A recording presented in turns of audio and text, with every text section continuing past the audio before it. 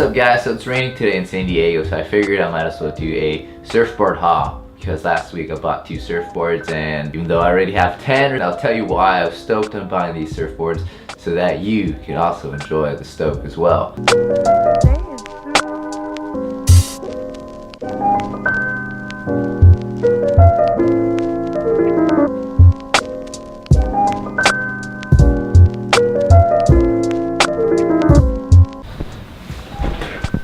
Alright, so one of them is this one.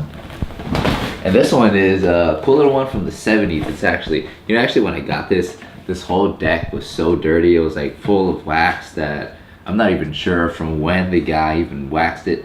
But one thing I noticed was that, or one thing I knew was that guy didn't know how to surf this board because all the wax only went up to here. But while a lot of these 70s shaves are, as you can see, there's more volume up top, so a good way to ride it is actually just having most of your weight on this top front half.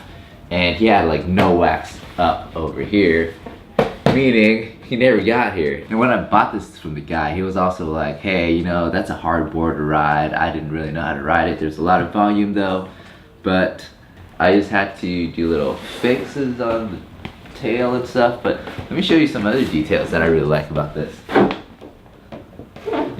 So check out these pinstripes. I guess you got pinstripes, but these details on there, that's pretty dope. You like get up on this nose guide, like ride hang 5 right there, or cheater 5 as they call it. And this pretty thick, there's a ton of volume. It's about 7 feet, I'd say. 7 feet, I don't know. Still cleaning off the wax as you can see, but I think I might just throw some more wax on and call it a day and just ride.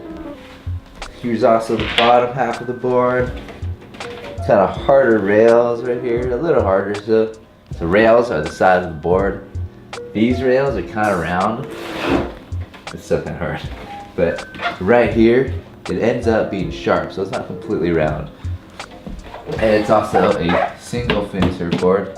I love single fins because they're so flowy and it really complements my style of surfing, I think. Just because I've been surfing a lot of single fins and I like surfing with more flow versus like just pumping the whole time. And the next one I'm gonna show you I got for $15.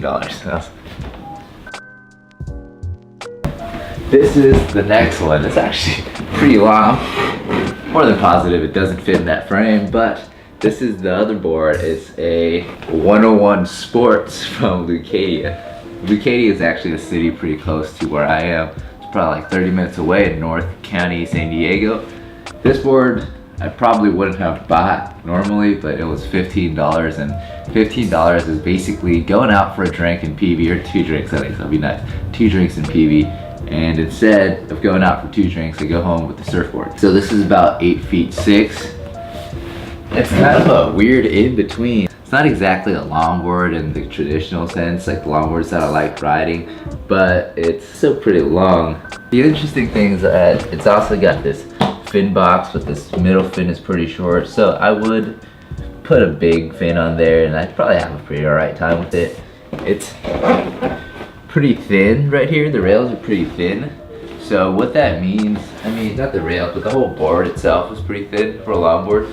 So what that means for a longboard is that, I mean, for me personally, when I ride these thinner longboards, is that I could flow a lot better and I could maneuver it essentially. And the other longboards that I have, which are more thicker and whatnot, it's more about shifting the weight to turn, while this is probably just turning on the tail like a shortboard. Yeah. So how this would work is you would turn much like a shortboard because of these fins, and I guess that's why he outfitted it with a short fin, and just because how thin it is. There's no name written on here, so don't really know who made it. No one named the other one either, but it's an interesting board. I probably wouldn't have bought it unless it was $15, and it was $15, so I bought it. But otherwise, it's kind of beat up. Still looks kind of fun though. Maybe I should take it out today.